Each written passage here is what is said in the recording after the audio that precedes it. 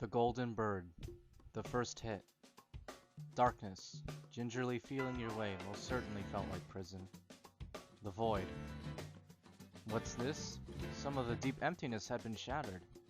How ironic by being blinded by light. You can do it! Crack! The barrier was pierced with a cute orange beak. Triumphantly does it break its way through.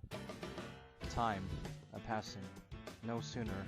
New life was accepted into the world. He was freed from his nurturing prison. The second beat. Peace. A refreshing respite of passing time. Welcome to your new family, Zephyr. It's a brand new day, isn't it?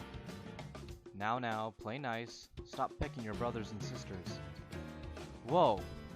Hold it right there. Don't eat all the worms. Your mother gathered them for all of your family.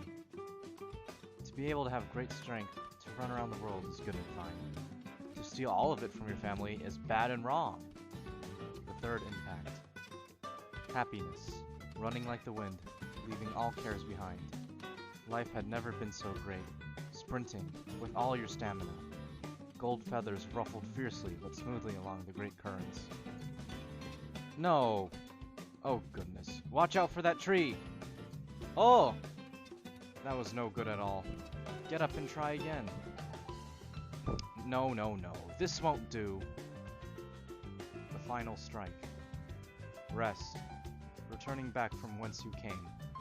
As soon as you are born, you start dying. No one can escape from such a reality. Look at them. The stars shine magnificently, don't they? I don't care if you're colorblind. You can still see them clearly. Don't worry, they're all white. Say, Zephyr, I think it's time you received a well-deserved rest.